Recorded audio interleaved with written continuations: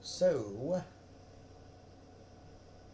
there is the moon in all of its almost fullness. Not completely 100% full yet, but you can still make out a lot of detail on it. Thought I'd get the telescope out and play with it a little bit. Wind is calm tonight, and the skies are clear. Completely 100% full yet, but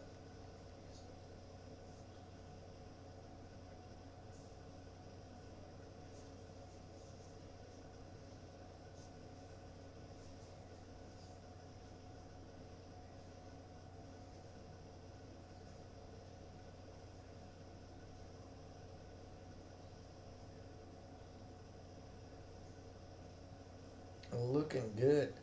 And hopefully, we're not going to stay up too late. However,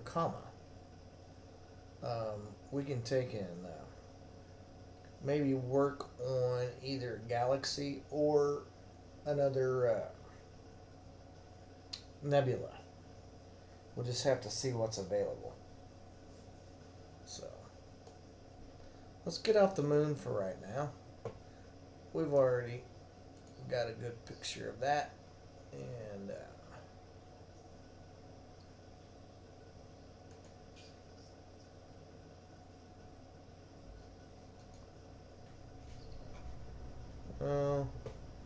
let's just take and save a picture of it. We can share that later.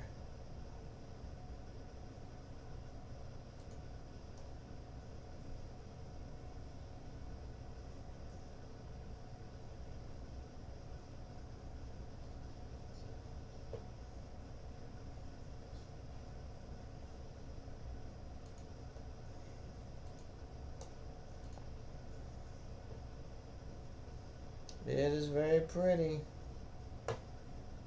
No ifs, ands, or buts. What is going on there? What happened? I think Singularity crashed.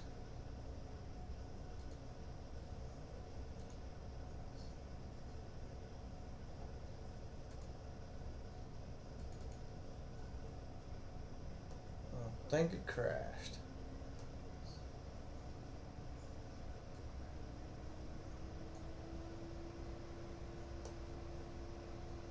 Yep, it did.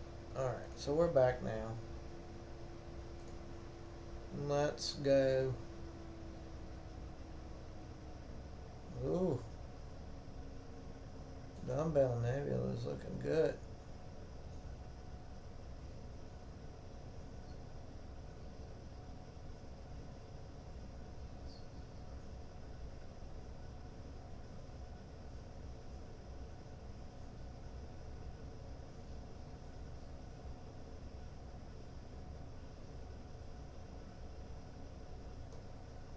The Marian's Nebula. Not visible. That's going to be a late nighter. Neither is the where I did the Helix. North American Nebula. There's Orion.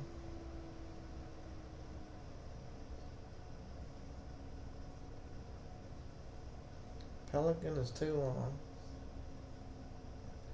The Red Spider.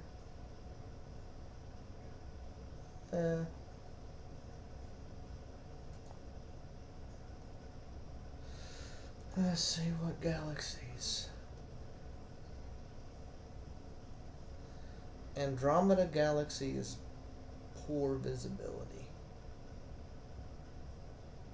That's terrible.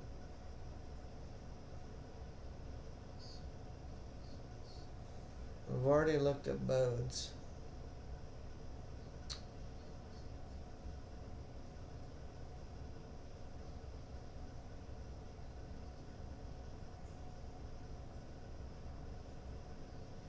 The Cocoon. That's a 60-minute hockey stick.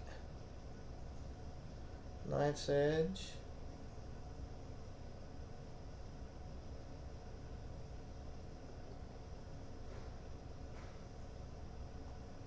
Let's go.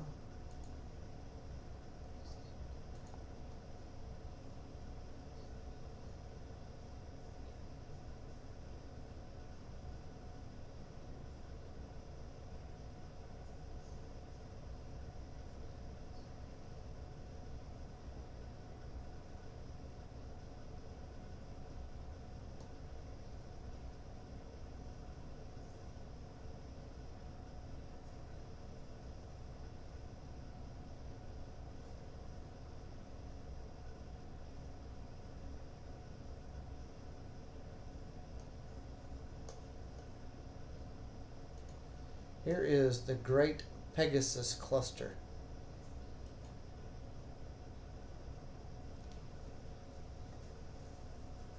We're going to take a look at the Great Pegasus Cluster.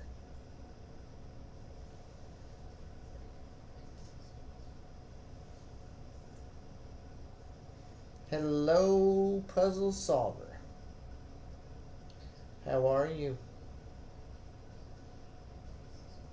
Hope you're feeling better.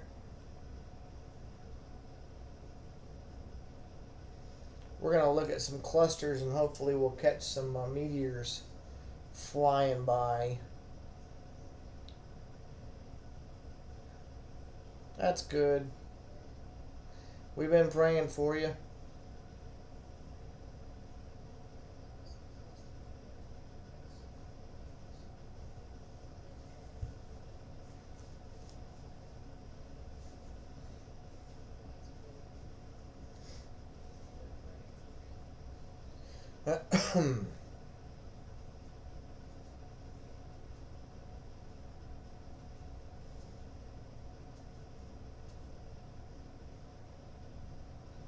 Says the capture's starting, so let's see what's going to happen here.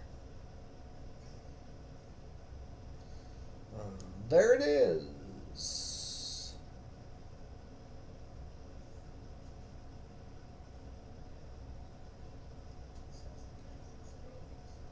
The Great Pegasus Cluster.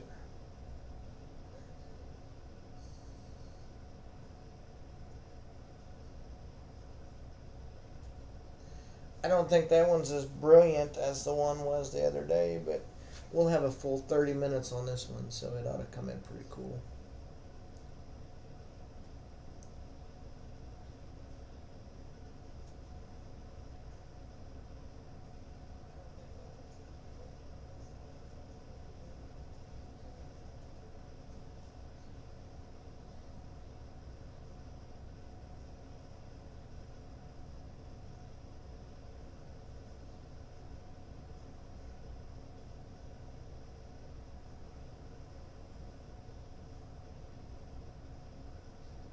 The nice thing is we can just sit back and relax.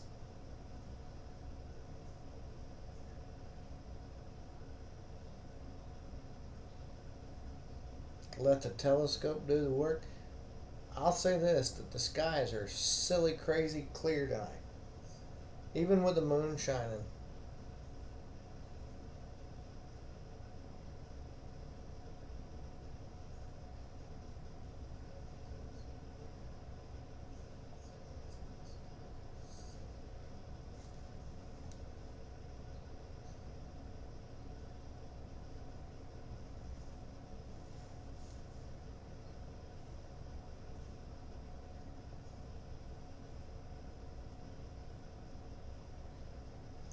I was going to go out and try to capture some of the meteorites for the Perseids, but with the moon being as bright as it is outside, I don't know how well that will work.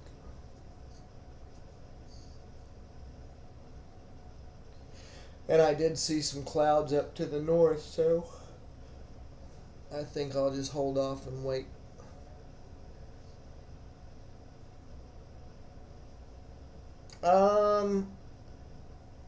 I've not noticed it, as much as I have in past years. So um, I've got some pictures that I took of a sunflower field where the skies were just like a really scary red from the wildfires that were going on in Colorado and California at the same time. Not so much this year.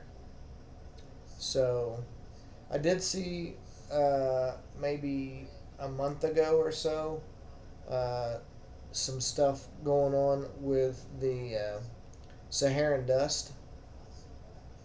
Had a little bit of a change in the color of the sun as it set, but for the most part, uh, not a whole lot.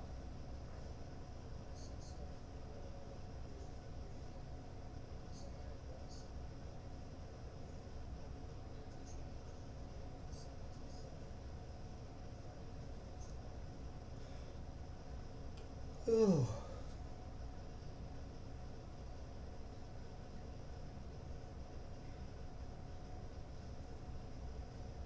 This might turn out to be a pretty cool little adventure there.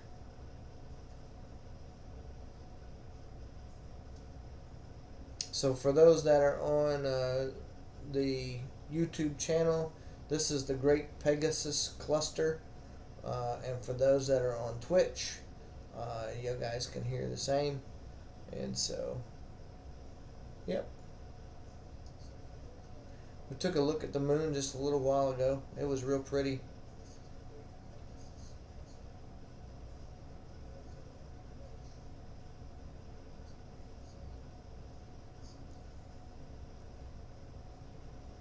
Could really see the craters and stuff like that on there. This telescope's pretty decent for looking at stuff like that. Not so much for planet observation, but I don't know of any telescope really that is without, just, um, a lot of pictures taken. Same spot, having a tracker, and then going in and doing your post processing on it. So, y'all know on this that as you can see over on the right hand side, that number that continues to go up, it's at 24 right now. That's the amount of photos that the telescope is stacking. And so generally, whenever you're doing any kind of deep space photography, you have to take and download the pictures, and then go into either Deep Sky Stacker or another version of stacking software. Remove all of the hot pixels, remove all of the stars that don't come out just looking just right, and then go in and do all of your different color processings. And so this telescope stacks it in several different formats.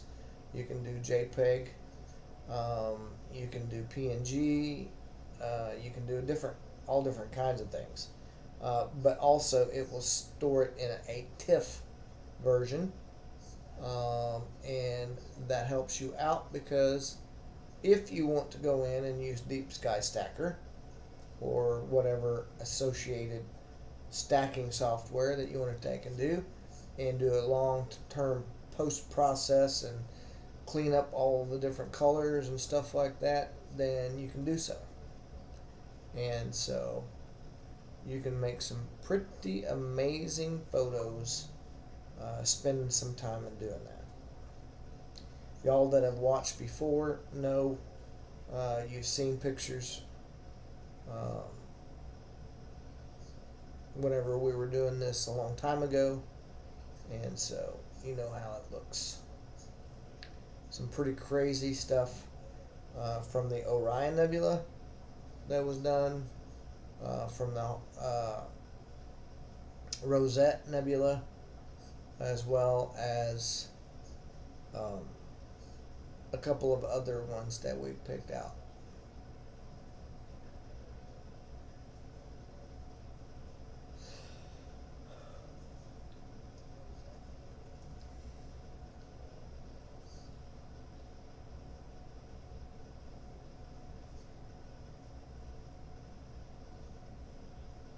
Are you talking about Canadian wildfires too? Puzzled?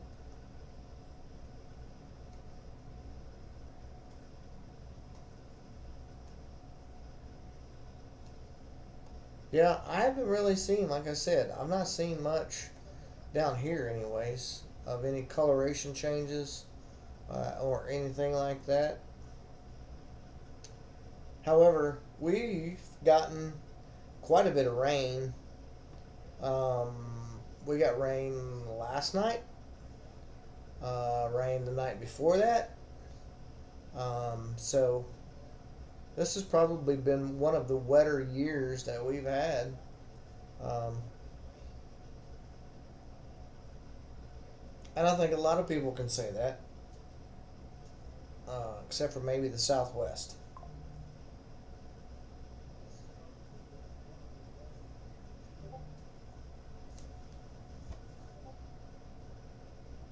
Why is it doing that? I don't know. I just got the update on my phone. I thought I got it earlier. That's weird.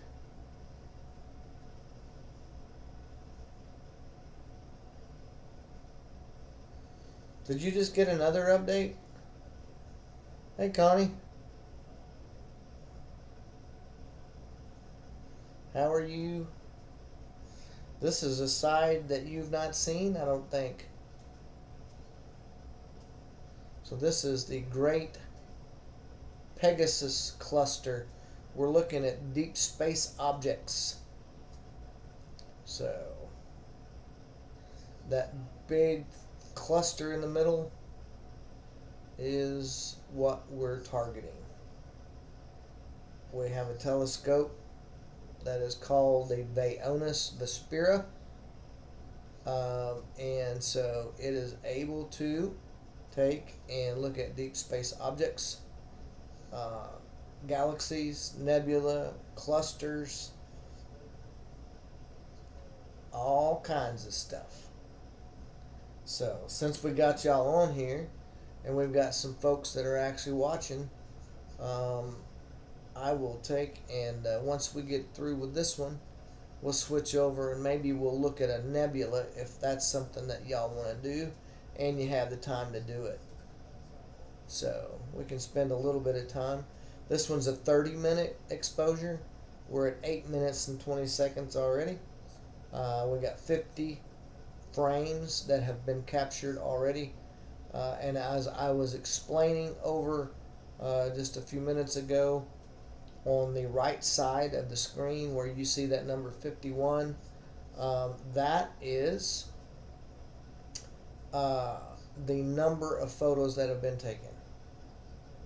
The little rotating symbol that's going around the plus sign is basically just saying that everything is working like it's supposed to.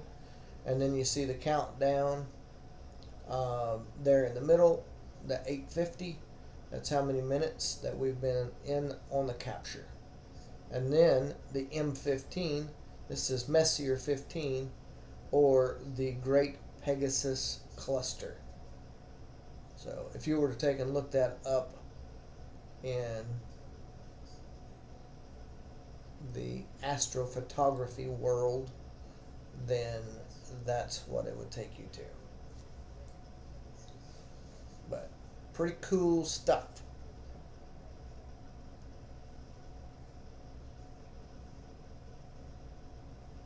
And I am sitting in the leisure of my own house. I'm not wasting any gas. I'm burning just a little bit of battery power off of my telescope outside. And so able to relax and just enjoy the night skies. And John Gretchel, Thank you for joining, sir.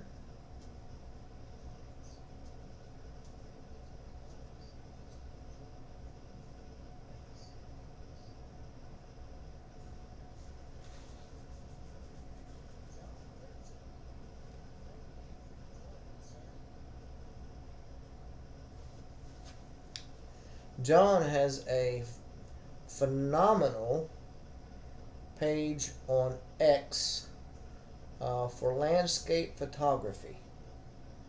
And so if you haven't gone on and checked out his work, as well as a lot of mine and a bunch of other photographers, I would invite you to do so. So I am using a program called Prism Live Studio. It's a free program. And so the telescope that I was talking to you about, it has Wi-Fi capability. And so you can go out in the middle of nowhere, put it in the back of your car, take it out, and you can hook up to it. Um, Nice. Awesome. Um, and so, anyway, uh, with your cell phone, with a tablet, it's Android and iOS compatible. It uses a program called Singularity. And so, in order to take and live stream on my PC, I have to download BlueStacks. And so, BlueStacks basically is an emulator for Android or iOS. Goes through Google Play, I think. And so that's how I'm able to take and pull the screen from my telescope to the live stream. And so used to, I had to run two computers, one to connect to the telescope and then one to live stream with, and that was a pain. But now I have a different computer, uh, and I also have different internet. I have basically uh, gigabyte speeds up and down, so I can live stream, and it's through fiber, so I'm able to take and do all that.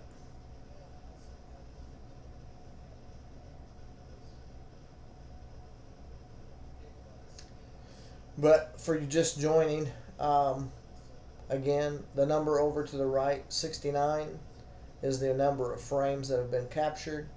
The 1130 up at the top under the M15 is the amount of time that we have been capturing this specific individual uh, subject. And then the little plus with the circle going around just basically is stating, hey, we're running right. So it looks like Nightbot is just going to town with the timers. I probably should take and disable that, but I don't want to take and click out of my stream right now. So just so you know, this is the Great Pegasus cluster that we're capturing right now. So 72 frames, 12 minutes.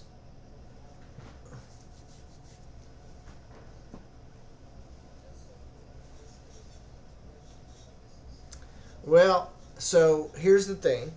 Um since we've met each other, and since we've been posting pictures back and forth and stuff like that, if you do by chance get you one of these telescopes, I would be more than willing to hook up with you one way or the other and have a discussion on how you could take and do this if it's something you'd be interested in doing. So I wouldn't mind it one bit.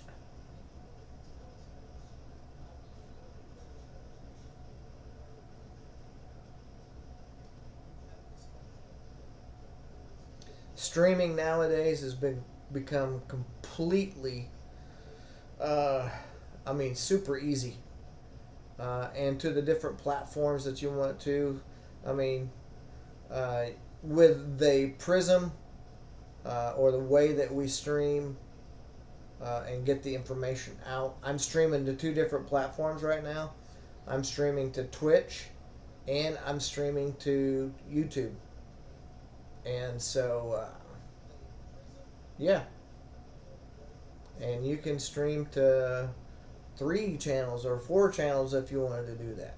You can actually stream to X if you want to, just by simply logging into your account and giving it permission to take and stream to it. And then you can take and stream till your heart is content.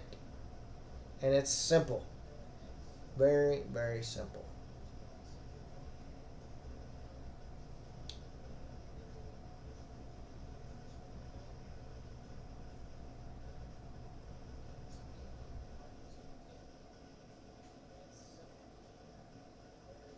Hey, that's perfectly fine as well. The nice thing about it is, especially if you use your phone. Uh, okay, Connie, we'll talk to you later. John, if you use your phone, it'll save it directly to your phone. And if you want to go in and do post processing or whatever else on them afterwards, then you can do that. I use Adobe sometimes to do my post processing on it. You don't get the quality that you would by going in and using another program like Deep Sky Stacker or whatever. And so, anyway, but you can still get really good photos with Adobe. And so, especially if you let them run the whole entire time like they're supposed to, and as it stacks the photos, the clearer that it gets. You can see the screen moving every once in a while as it's going along. But like I said, I mean, if you want to go out in the middle of the desert and set the telescope up, it's literally a minute's worth of setup. You connect to it through your phone, and you are looking at deep space objects in just a matter of seconds.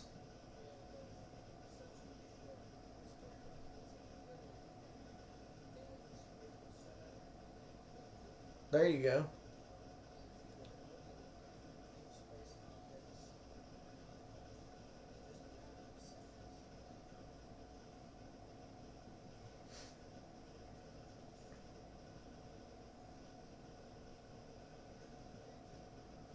I was just stating that for portability. I mean, there's a lot of times that I can take my there's an observatory that's out in the northwest part of Oklahoma, and so they have a group of people that go to different locations, and they'll go out and they stargaze. That's generally about on every Saturday in the summertime that they go out, and they'll spend the whole entire weekend out there.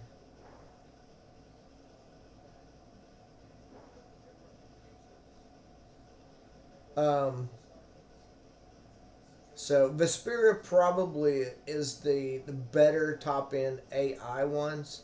There are some other that are smaller for the AI telescopes, but the resolution isn't nearly. If you go with a Vespera Pro, it's a little bit more money, but man, you can get 48 megapixel pictures straight from the telescope. And so, I mean, and they use Sony processors in these telescopes. So,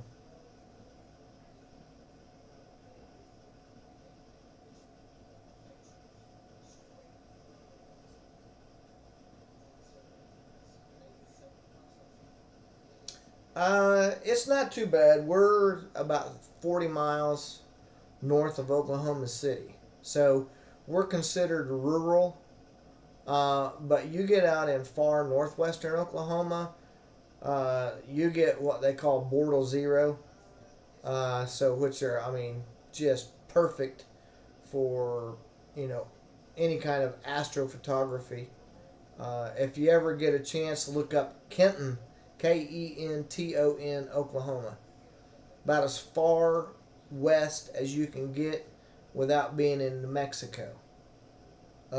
And so there are a lot of people that go out there to do this exact thing.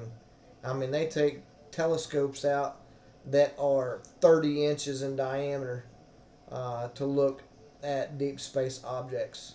And there are a lot of photographers that go out there. So there is a national park that's out there, maybe state. I don't remember. But anyways, you can go out there, and it is amazing. They've gotten some outcrops, not mountains, uh, but now the people get all kinds of cool compositions and stuff like that. Uh, Milky Way shots. With the Perseids meteor stuff going on right now, and there's another one I can't even pronounce it, but it would be good skies for that out there. Kansas as well. So about 2.5 hours. Oh yeah, absolutely.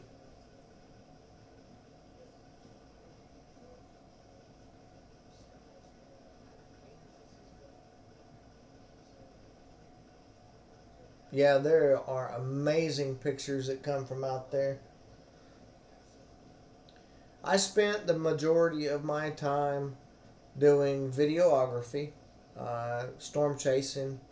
I've had stuff go all over the world. My videos, BBC, Telemundo, you name it.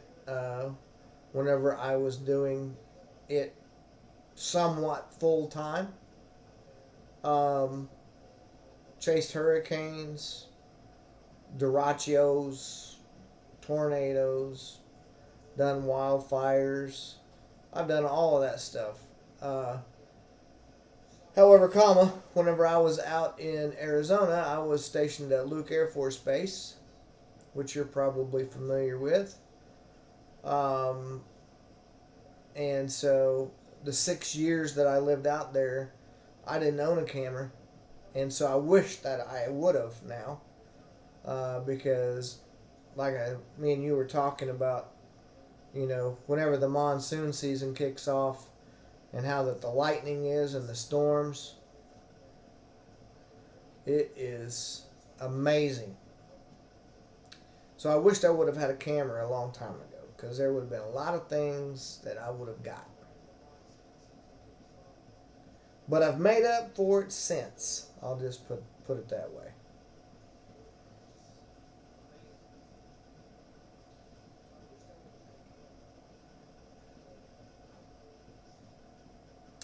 Man, you need to go. It is amazing. And, I mean, monsoon storms, you can get supercells out there as well. So there's nothing to say that you can't. I have a lot of people, and maybe even you might even know this man, but I believe he lives in Phoenix. But he's a storm chaser and he is a photographer. Got some of the most phenomenal lightning photography that you'll ever see. And there's a lady as well that does the same thing. She's probably going crazy right now out there.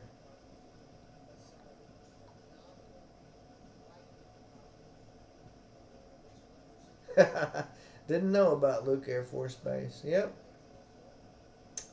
So, but if you get a chance, look up Mike Olabinski and check out some of his lightning photography. He's a videographer as well. And so the whole entire monsoon season and his storm chase season, he takes lightning photography and then he puts it together in 4K video. And he's also a wedding photographer and all different kinds of stuff. But amazing work.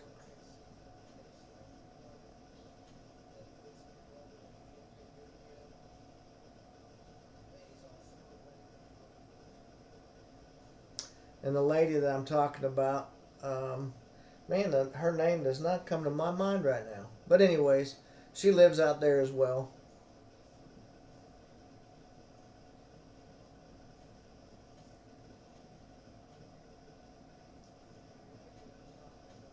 Yeah, Mike's a good dude.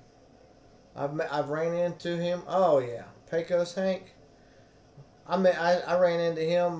We were up in Kansas this year, and he was in the Rav4, uh, parked on the side of the road, and we waved at him as we went by. But I've had good conversation with him, and also Daniel Shaw, which is from Australia. Daniel's a good guy. Um, Ran into Clive and Jane Hebert, also from Australia. Uh, they are good people as well. Clive is a retired uh, railroad engineer, but ran into them over. Let's see, where was that? Fairview, Oklahoma. Talked to them for a good period of time as well. So lots of nice people. Yeah, another person that you would probably really enjoy is a gentleman by the name of Paul Smith. And Paul Smith is kind of the pioneer, and Pecos Hank now is falling into this same thing, taking photos of sprites. And so, Paul Smith, like I said, that dude is got it going on whenever it comes to capturing those big squid sprites and stuff like that happen above these big storms that in Kansas and Nebraska and Oklahoma and all over the place. But he has pictures of them. I believe that he's even got a book out.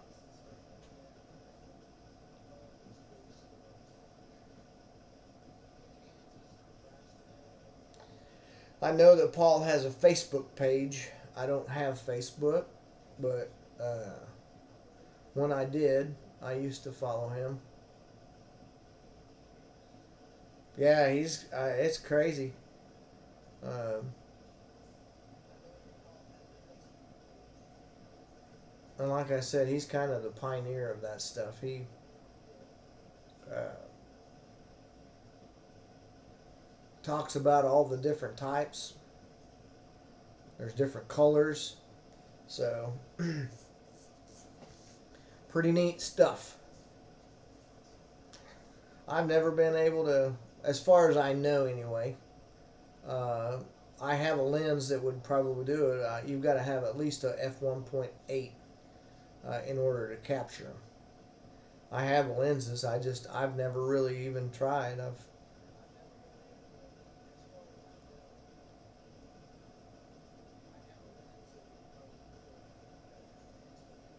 I'd need to look up to see what settings you got to have.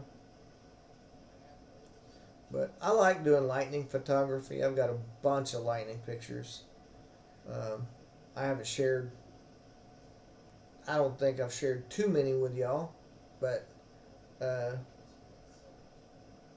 perhaps one of these days I'll break into that folder and send some out on the page that you have there on X. But like I said, my forte, I think, was probably storm photography uh, and supercells and tornadoes and stuff like that. So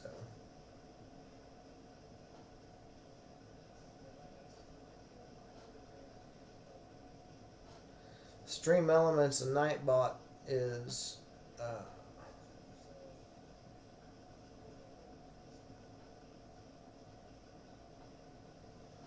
yeah. I mean, I've got some 4K video on here of tornadoes and stuff like that. If you haven't checked them out, I would invite you to do so. There's one that's labeled extreme tornado. Hold on, let me make sure I got the terminology right. It's under the video section though. It's not under the live, but go to the video section, and I've got hurricane footage on there. I've got lightning footage, but let's see, extreme tornado footage taken near Katy, Oklahoma, and so that was the very beginning. And Pecos Hank was on that as well. We seen him, as well as a bunch of other well-known chasers. But anyhow, started out as an EF4. We got really close to it. It jumped across the interstate, I-35, and then spawned another tornado. Was multi-vortex for a period of time. Yeah, for sure, man. But it went to a 1.5 mile wide wedge tornado, massive tornado. So yeah, check it out whenever you get the opportunity. And thanks for subscribing. I appreciate you.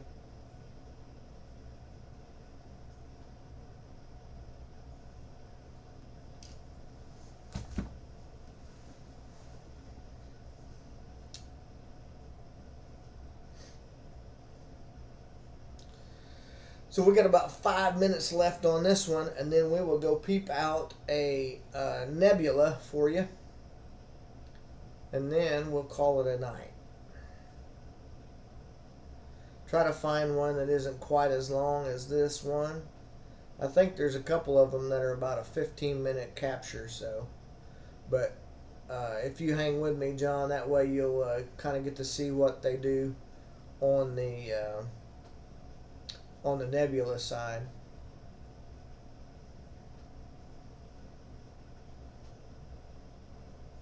Yeah. What kind of drone do you fly?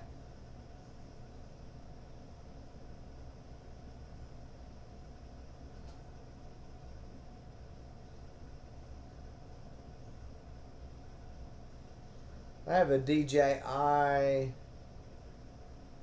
Mavic 2, I think. Don't give me the line on that. I'll tell you what it is real quick.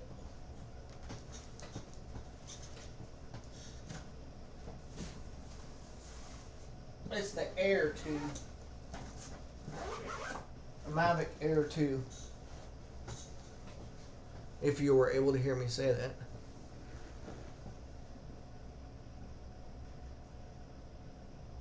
Nice. My brother has the Air 3. He has the Mini Pro. Also has a all-tail. Don't get me a line on what version that is. Crazy thing is that all-tail is 8K, and he never even hardly ever flies that thing. I was like, dude, I would be all over that. I've had friends, Brian Imfinger, one of them, Storm Chaser. I believe he flies the Autel. He may fly the Matrix. I'm not 100%. But anyways, he has flown his drone all the way around a tornado. And so it is amazing.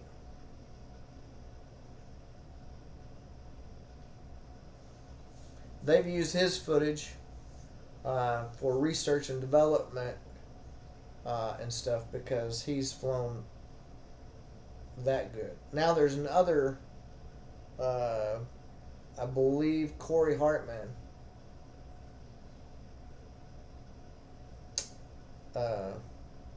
Yeah, I know what you mean. So I did capture a really cool lightning strike. It was a branch chain bolt, and so I shot it with my drone, and then I slowed it down slow motion, and so got to capture that. That is on one of the shorts on my YouTube channel. So if you get to watch that, that was pretty cool. But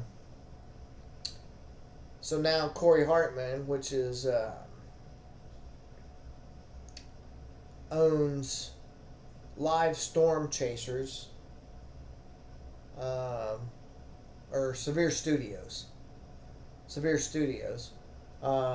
He has a drone now, and he air surfs that thing around tornadoes, and he gets some amazing footage from them. So I think he's using one of the racing drones because of the speed and the weight he can take and get up in there. And I mean, he's close to him. It is amazing what he's doing. And it's a research project as well.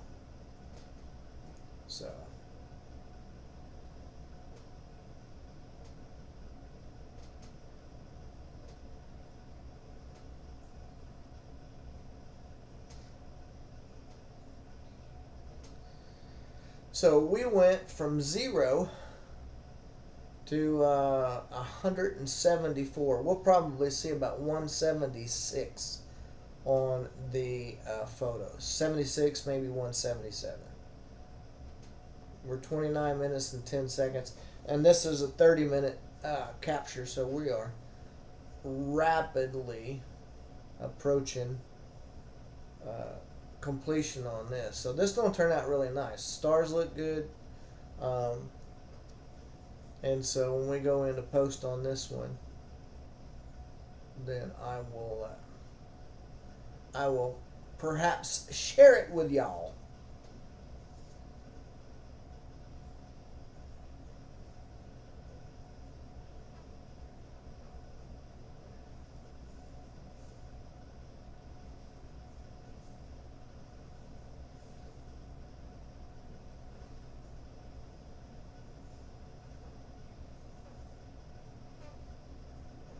Thank you, sir, for subscribing. Thank you for watching the channel. I appreciate you. Yep, and we'll catch you on the flip. So what will happen is and we're done right now. So what I'll do is I will go over here to BlueStacks, and I will save the image to Singularity. And so once the image is saved to Singularity, then what I can do is I can stop it, stop the observation, yes. And now what we will do is we will point at another another's target. And so, like I said, we can go through. Now here's all of the nebula that we can look at. And like I said, there are a ton of them that we can see. It will list the ones that are available. The other ones, it'll say visibility poor or whatever the case might be. And so, obviously, this won't take a look at those. But,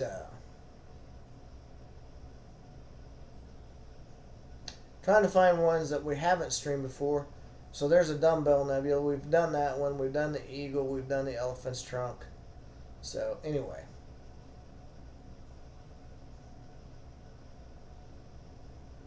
Whenever we take and we do the post-process, that's whenever it really makes the stars pop and such. Generally, whenever you capture it with the just raw out of the telescope itself, it doesn't look as crisp and clear, but then once you go and do the post-processing on it, then you're good to go. So, hopefully that answered your question.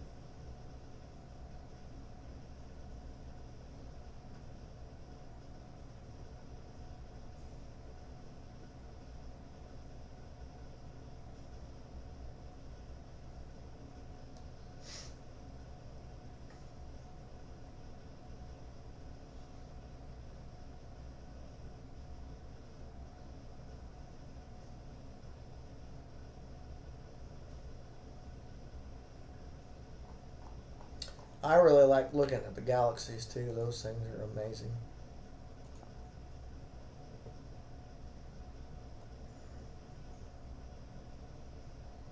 Good night, my friend, and we'll talk at you later.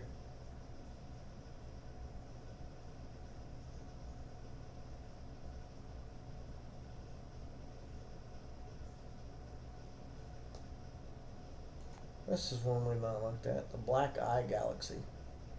Let's see what it looks like.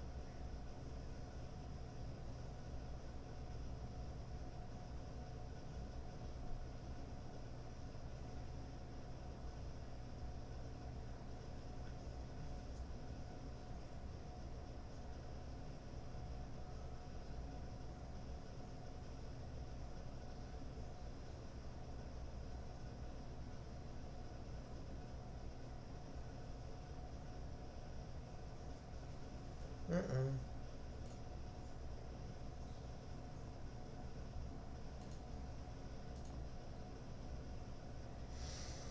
What happened there?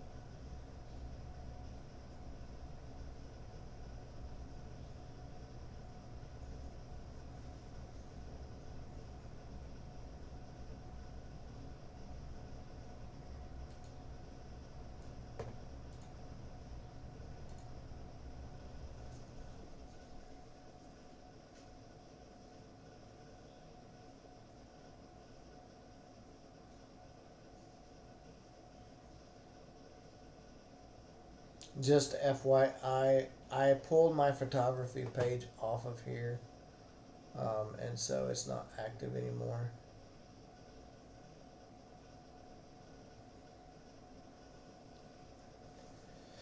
So Stream Elements is not being very honest with you. However, I will say that Messier 82 is looking pretty well. It has blue tips on it, and the center is spectacular.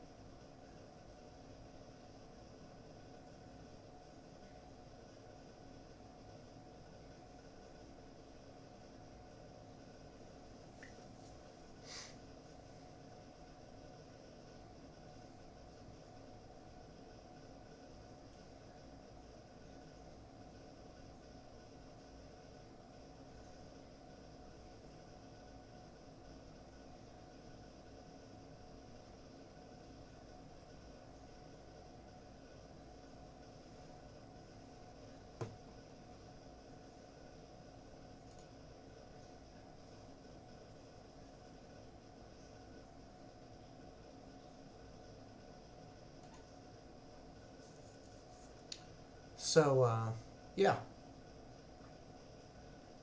I think this is only a 15-minute capture, too.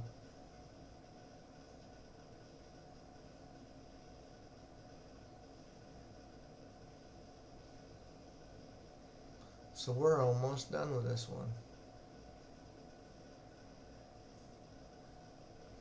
And once we get through with it, we'll probably go ahead and close it out for the night. I don't want to wear people out.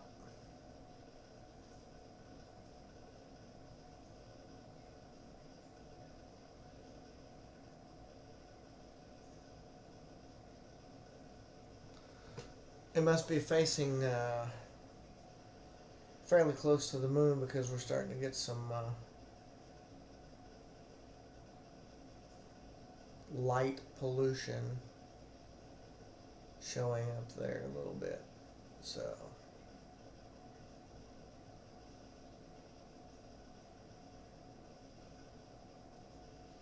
but it still looks pretty good.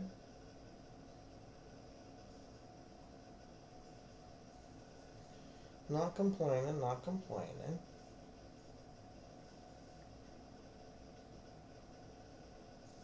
Not complaining at all.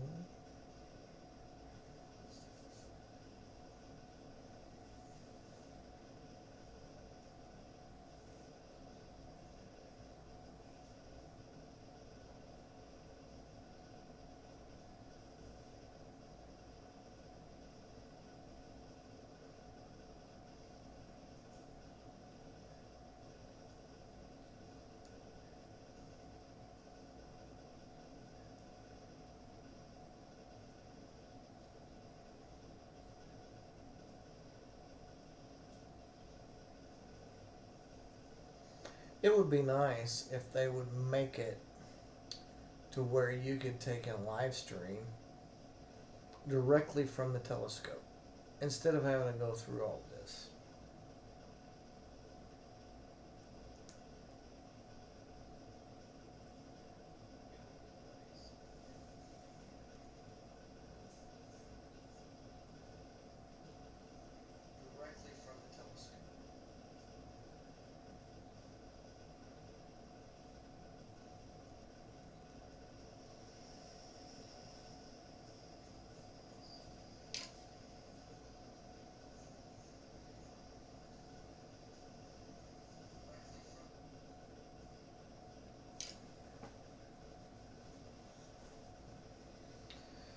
That's looking pretty good. Looking pretty good.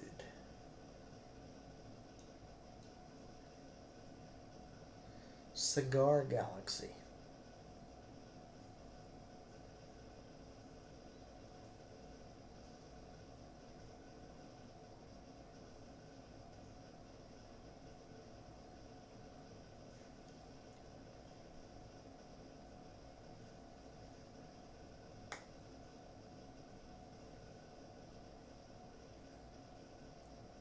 This is a 15-minute capture.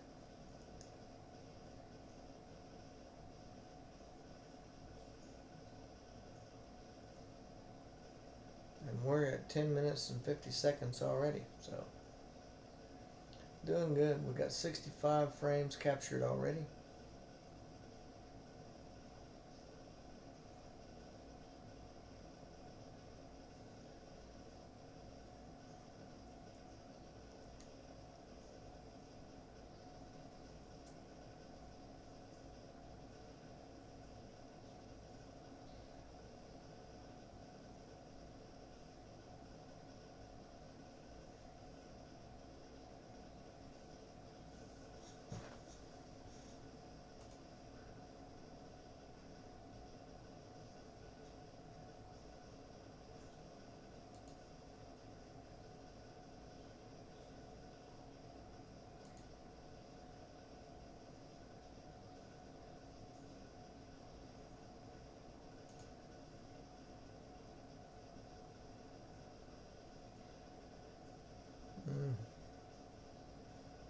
I may have hit a stall.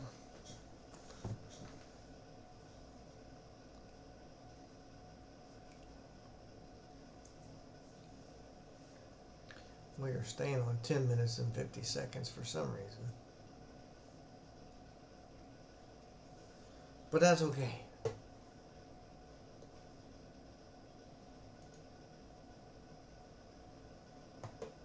We will save to singularity.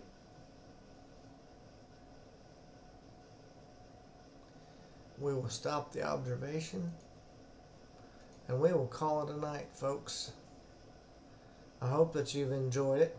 And we shall catch you on the flip side. Take care. Have a good night. And we will see you later.